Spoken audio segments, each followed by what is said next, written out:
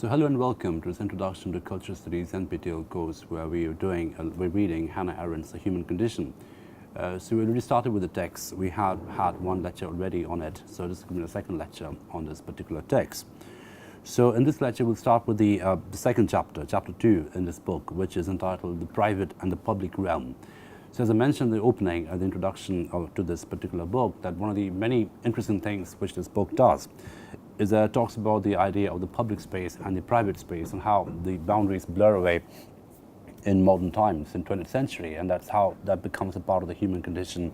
And by human condition, of course, Arendt means an entanglement of three different categories, labor, work, and action. And we saw the distinctions that she had made in these three categories earlier at the opening, the introduction to this book. So in chapter 2, she talks about, and this should be on the screen highlighted in yellow, she talks about man, a social or a political animal. So she talks about man as an animal which works, which builds culture through an activity, a cultural activity, etc. And then she goes on to say, and I quote Arendt over here at the beginning of chapter 2, the vita activa of the human life, insofar as it is actively engaged in doing something, is always rooted in a world of men and man-made things, which never leaves or altogether transcends. So this is a very interesting statement. I mean, she talks about the impossibility of transcending materiality, right? So no matter where we are, no matter what activity we're engaged in we are always so entangled with materiality. So the thingness of the world is something that she highlights. So it is impossible to transcend the thingness, right? It's impossible to transcend the materiality. And of course, related to materiality is the idea of discursivity. Because as we know by now, discourse is mediated and manufactured and mediated by materials. So materials come with meanings, materials take up different semantic possibilities, and as human beings, as social animals, as cultural subjects, we are always enmeshed in this materiality, in this semantic traffic of through objects. So it is impossible to transcend the thingness of our existence. Things and men form the environment for each of man's activities, which would be pointless without such location. Yet this environment, the world in which we are born, would not exist without the human activity which produced it, as in the case of fabricated things, which takes care of it, as in the case of cultivated land, or which established it through organization, as in the case of the body politic. So again, we're talking about this dialogic nature between man and things, between the human beings, the human kind, the human self, and the artificial object, and how each creates the other, each feeds the other, each informs the other in a loop of activities, in a loop of cultural production. So this, in a way, brings us back to one of the first theses, one of the first tenets that we started with in this course, the idea of culture as an activity of production, reproduction, deproduction, etc. So culture becomes a productive activity, and Arendt obviously dramatizes the productivity of culture. She talks about how human beings manufacture objects and how objects manufacture meanings which are related to human beings, and how this kind of a loop is always operative. No matter where we go, no matter how we live, we are always surrounded by things, and the thingness of our existence, the materiality of our existence, is something which becomes a part of the discursive architecture, as it were. And she gives examples of two kinds of things. One is cultivated land, which is a land which is made into a commodity, made into a viable object through an activity which is agriculture, of course. And she talks about organization, such as a body politic, which also is a manufactured object, the body politic, which is manufactured through activity, through work, through organization, etc. And then she says something which is very interestingly related to what something similar that Lyotard had said in a postmodern condition. I'll just say this first, and then we'll go back to Lyotard and see how these two may be connected structurally as well as functionally. No human life, not even the life of the hermit in nature's wilderness, is possible without a world which directly or indirectly testifies to the presence of other human beings. So even if you are the remotest hermit, even if you are completely cut off and secluded from everyone else, you're still interacting with some human kind, with some human self, some human subject.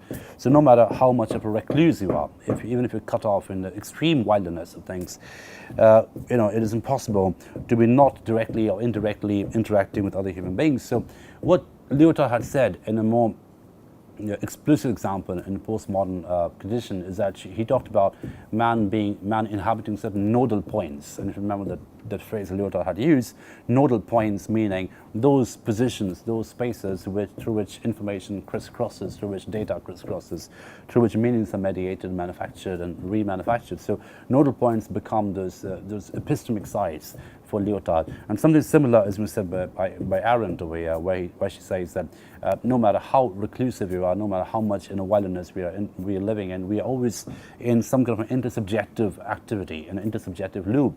So this idea of intersubjectivity is related to the idea of culture in many interesting ways, and Arendt obviously is highlighting it quite graphically. And then she goes on to say, all human activities are conditioned by the fact that men live together. But it's only action that cannot be imagined, that cannot even be imagined outside the society of men. So culture as an action, culture as an activity is something that Arendt is highlighting. And of course, this is an interactional activity, an intergenerational activity, an intersubjective activity. So this intersubjectivity, this intergenerational quality of culture is something that Arendt is constantly highlighting. So what it does, in a very interesting sense, it takes away the romantic autonomy of the human subject. And she says the human subject cannot exist as a vacuum, cannot exist alone as a recluse, no matter how self-sufficient it is. It's always indirectly or directly interacting with other human subjects. And this interactional activity is something which constitutes culture as a process, culture as a work, that Arendt is quite clearly highlighting over here. So, it cannot be imagined outside the society of men. So society itself is a construct, society itself is a thing which relies ontologically on the plurality of men, the plurality of human beings interacting together in an intersubjective environment. The activity of labor does not need the presence of others. Though a being laboring in complete solitude would not be human, but an animal laborance in a word's most literal significance. Man working and fabricating and building a world inhabited only by himself would still be a fabricator, though not homo faber. He would still have lost his specifically human quality and rather be a god, not to be sure the creator, but a divine demiurge, as Plato described him in one of his myths. So she talks about two different kinds of labor. The homo faber, the human worker, is someone who works not in isolation but is in an activity, in a group, in a society. And the societal quality, the societal activity that Arendt is pointing to over here is quite clear, is quite important, because therein lies a distinction between the animal laborer and a human laborer. A human laborer is the entire idea of humanness, entire human condition, as Arendt defines it, is dependent ontologically on an interactional activity with other men, with plurality, with intersubjectivity, etc. So society is a condition, a precondition for the human culture. And of course, she draws on Plato over here, and she says if a human being works in isolation, that will still be labor, but that will be labor in a divine sense, not in a human sense. So she draws and she alludes to Plato and the Platonic idea of the divine demiurge, which is explained in one of Plato's many myths. So action alone is the exclusive prerogative of man. Neither a beast nor a god is capable of it, and only action is entirely dependent upon the constant presence of others. So action as an activity is something that Arendt is constantly highlighting, and she says that this action is something that only men are capable of, and this action gives a degree of valency, a degree of cultural quotient to man. And she talks about how if you're a man, you have to be in an action, in an activity which includes others. So what we see over here is a very interesting idea of plurality as a process, plurality as a production process. And the entire idea of culture, according to Arendt, relies on this plurality, relies on this production of plurality. So it's a plural production. It's a production process where many people come together, and it's also a production of plurality, right? So culture as a plurality, culture as a process, is something Arendt talks about quite clearly throughout The Human Condition. And therein lies the really radical nature of this book. So on page 38, which should be on the screen again, she has this subsection entitled The Rise of the Social, where she talks about the social category, the social as a space, the social as an epistemic site, the social as a location, the social as a state of being, as a lifestyle, and how this entire idea of social is, of course, a manufactured idea, and it depends on a series of activities which which entail plurality. It produces plurality as well as produced by plurality, and this is the very essential condition that Arendt would constantly highlight throughout this book. So what is the rise of the social? So how does the social come into being? What is the ontologization, the ontological process through which the social comes into being as an activity, as a production process? And this is what she says, and I quote her: "The emergence of society, the rise of housekeeping, its activities, problems, and organizational devices from the shadowy interior of the household into the light of the public sphere has not only blurred the old borderline between the private and the political, it has also changed almost beyond recognition the meaning of the two terms and the significance for the life of the individual and the citizen." So and this is interesting because this is a very 20th century phenomenon, Arendt would argue, where the entire borderline between the private and the public blurs away, where the private becomes the side of individuality. The private becomes a place where you can derive meaning, where you can have different kinds of semantic significance. The interior becomes important, and this is of course related to the loss of the public sphere, something that Habermas moans, something that Lyotard sort of celebrates in the postmodern conditions. So again, there is some similarity to be drawn between Arendt and Lyotard over here. And she goes on to say this is the entire ontological difference is blurred away in 20th century between the private and the political. It has also changed almost beyond recognition the meaning of the two terms and the significance for the life of the individual and the citizen.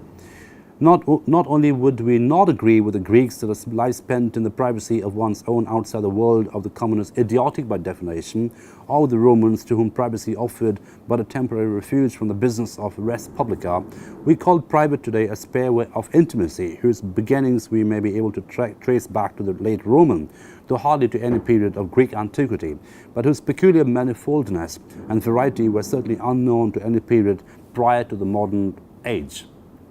So she alludes to the Roman culture where the private life, a person who kept privacy and not had a public profile would be considered to be an idiot, right?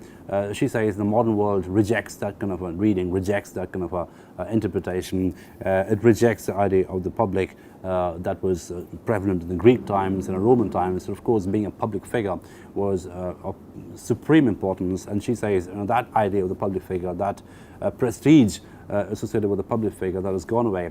And instead what we have is a degree of intimacy. Intimacy becomes an affective identity in modern times, and that becomes prestigious by its own right, in its own right. So intimacy as an ontological category has become very important in the modern world, where, and of course this is related to consumerism, this is related to the rise of capitalism in many sense. This brand of individuality where you can consume things and enjoy things and intimacy in the privacy of your home is a very 20th century phenomenon, as Arendt would argue here and others argue elsewhere. Lyotard, for instance, talks about the same thing in the postmodern condition, the rise of capitalism, the rise of consumerism, where you become a consumer in the intimacy, in the privacy of your home, and no longer do you require the sanction or the validation of the public sphere in order to be respectable. You can be perfectly respectable inside your private sphere and don't need to walk out or emerge in the public sphere. So in that kind of a sense, the entire prestige quotient of the public sphere goes away, and that prestige quotient, which is so high, so premium during Roman times and Greek times. We're talking about the Roman and in Greek public spaces where people would come and give speeches and crowds would gather, and you can think of many examples in literature: Julius Caesar, the speech of Mark Antony, the speech of Caesar. All those were really rabble-rousing tactics, and of course those dependent on a very stable definition of the public sphere or public space. So that kind of a spatiality is gone in 20th century, and instead what we have is a series of intimacy which is related to consumerism and the rise of capitalism, as Arendt would argue. So it is not merely a matter of shifted emphasis. It's more complex than that. It's not really a matter of shifted emphasis. In ancient feeling, the privative trait of privacy indicated in the word itself was all important.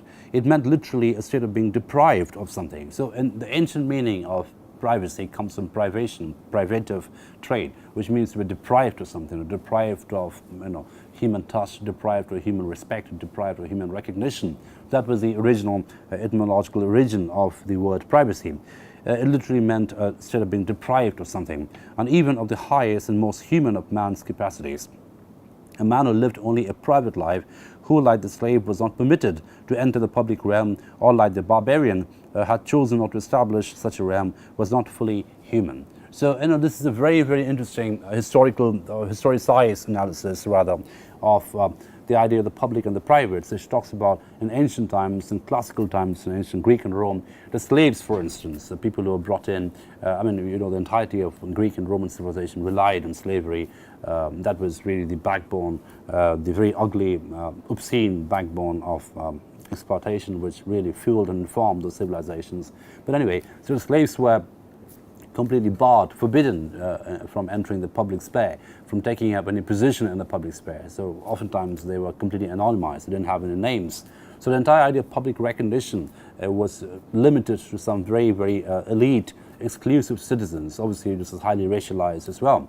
So when you talk about slaves and barbarians over here, we're making a very neat racial binary. So obviously the white people are the white Romans and Greeks, the philosophers, the elite politicians, they belong to the public sphere, and the slaves and barbarians who beaver away, work away inside a house, inside a ship, inside a factory of some sort. So they would never even see the day of the daylight, the light of the public sphere.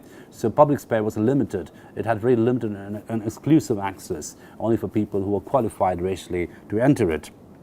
So that was the condition in ancient times. But of course now there is almost a reversal of it. So people who can enjoy completely the privacy of their house are people who are consumers, people who are privileged financially in terms of buying everything, in terms of accumulating and acquiring everything, every object of pleasure. And in some sense, like all great philosophers, Arendt too is quite prophetic in many sense. I mean, if you look at the world today, the world we live in today, the entirety of our interactions can be done quite comfortably and quite effectively from the privacy of our intimate spaces, of our household, of our homes. We don't even need to step out. I mean, we can order things online, we can interact with people online, we can chat with people online, we can see people from the privacy of our home. We don't need to step out.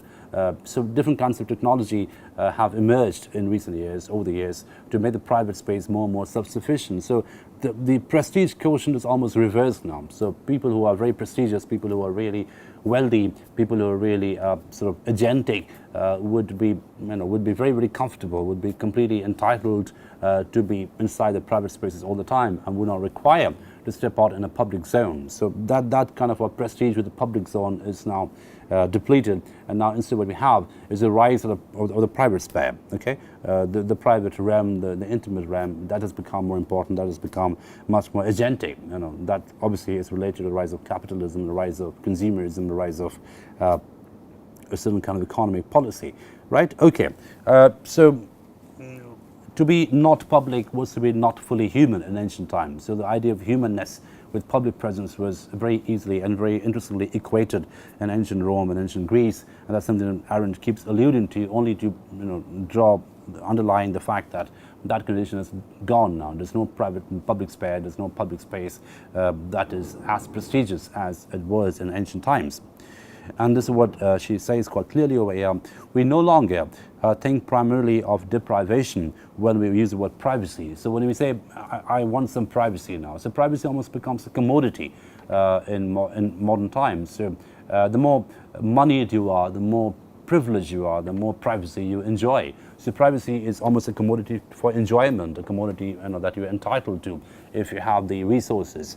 It's a complete ontological opposite of what privacy used to mean in ancient times, where to be private was to be privative, to be deprived of something.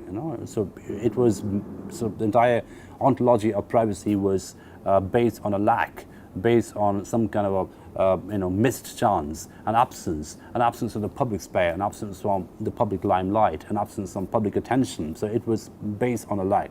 But not anymore, because today privacy obviously means very prestigious and coveted commodity. So people who are more wealthy, people who are more agentic, they enjoy more privacy than other people who have to share spaces. Okay, so the entire ontology of privacy has changed in modern times, according to Arendt. It's a very interesting analysis that she offers here.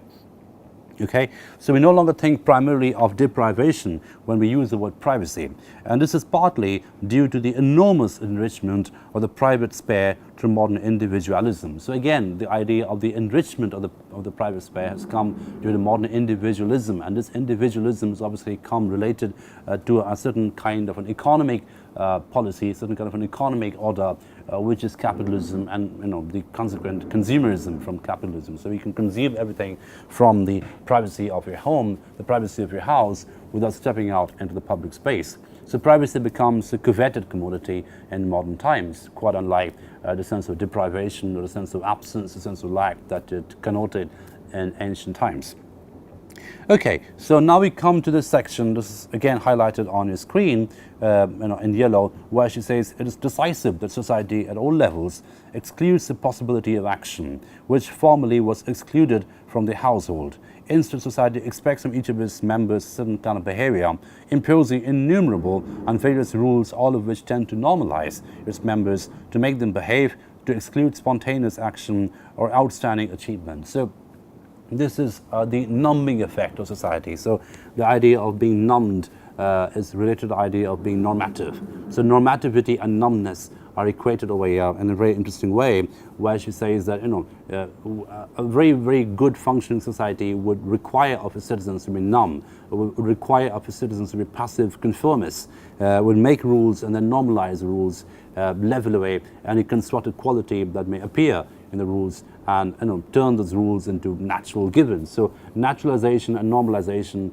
these are parts of any kind of a functioning society. These are very, very functioning, effective functioning mechanisms of any society, whereby you normalize and normativize rules, whereby you consume and conform to the rules without even questioning them. And this is obviously the way in which society works in most occasions, according to Arendt. So again, we have an idea of society which is obviously a constructed category, which relies on naturalization, which relies on normalization, which relies on normativization for its functioning. And as human beings, we are constantly being conditioned into this kind of an existence.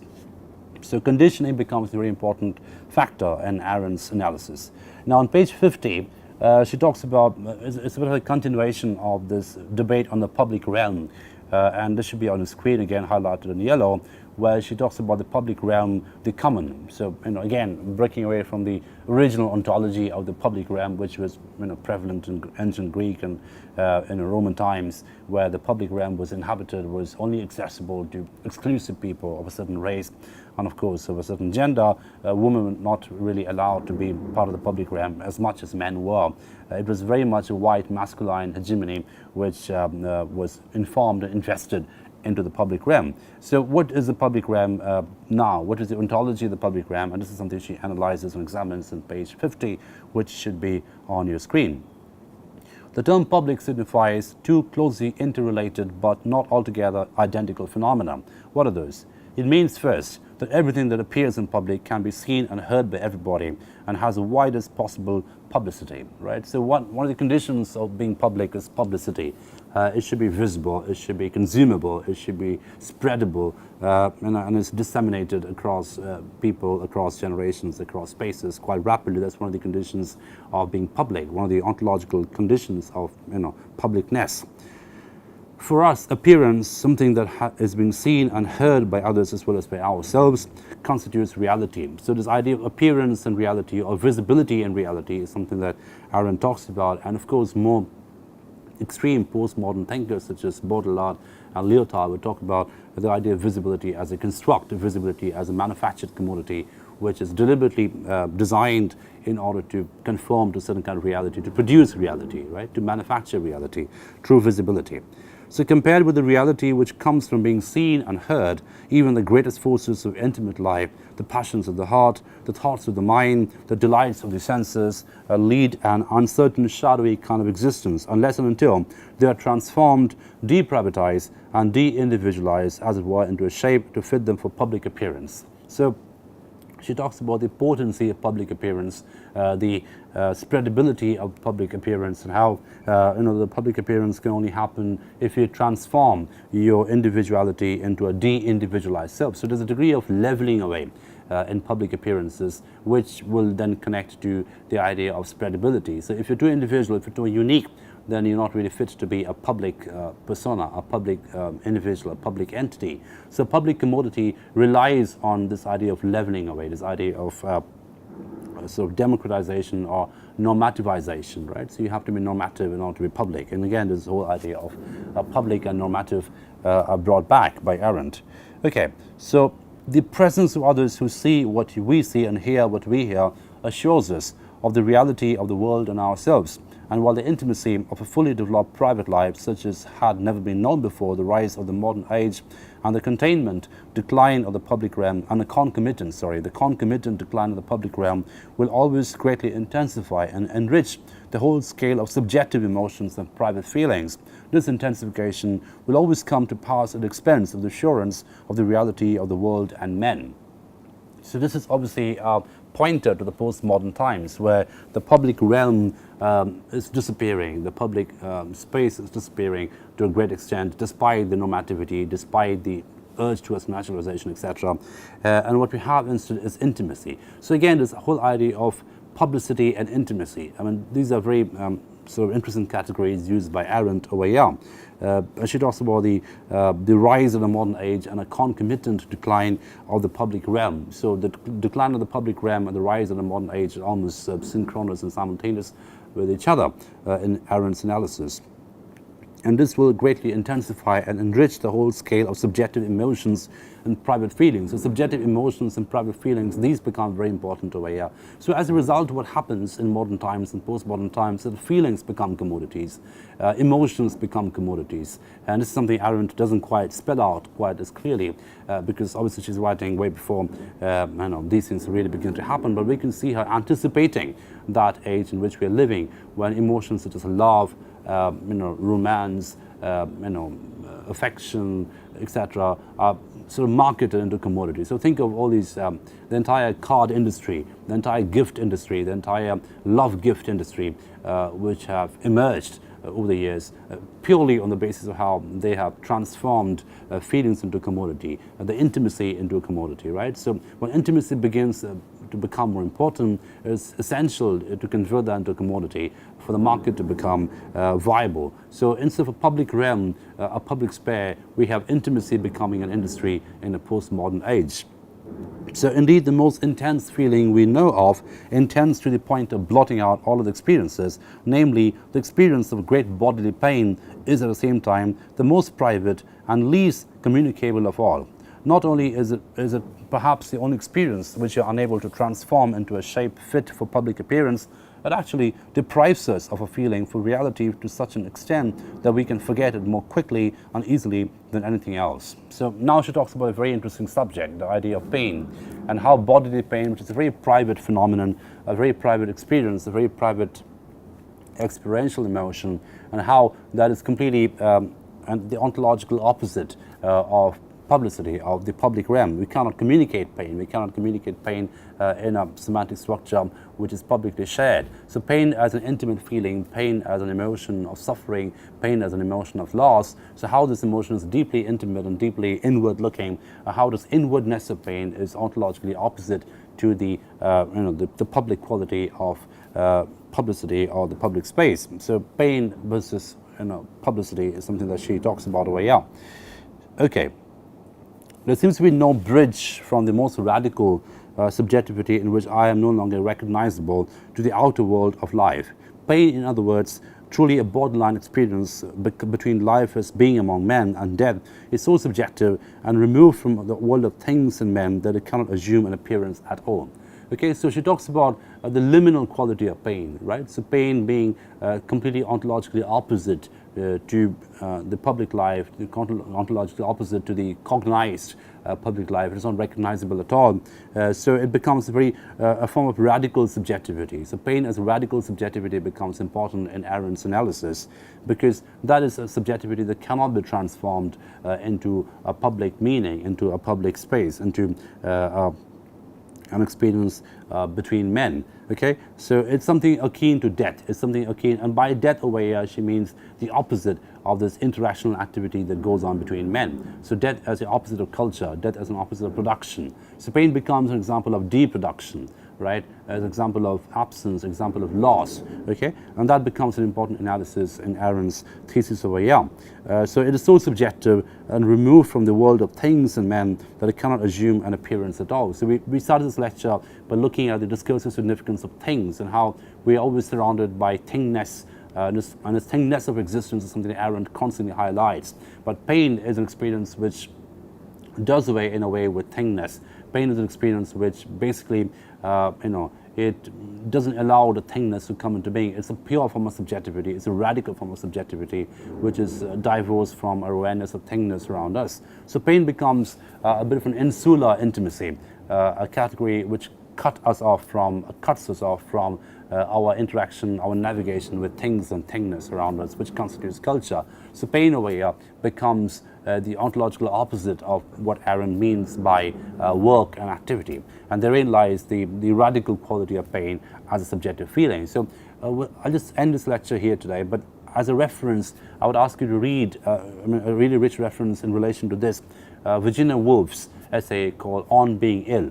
I'll say it again, it's an essay called On Being Ill by Virginia Woolf, where she talks about exactly this, where she says how being ill or being in bodily pain basically cuts you off from your familiar world around you, and everything is defamiliarized, everything it becomes unrecognizable, and it becomes a form of rewriting. The entire parameters change, the entire coordinates change, and you, instead of looking outside and interacting and navigating with the familiar things and the familiar thingness of your life, you begin to look inward, and then when you look around, the familiar things become defamiliarized because of the bodily pain. So bodily pain becomes a form of transformation which is quite radical in its subjective quality, and it does away with your objective understanding of the world, with your objective understanding of the thingness of the world, which constitutes culture and cultural activity. So I'll stop this lecture here today, and we'll continue with Arendt in the lectures to come. Thank you for your attention.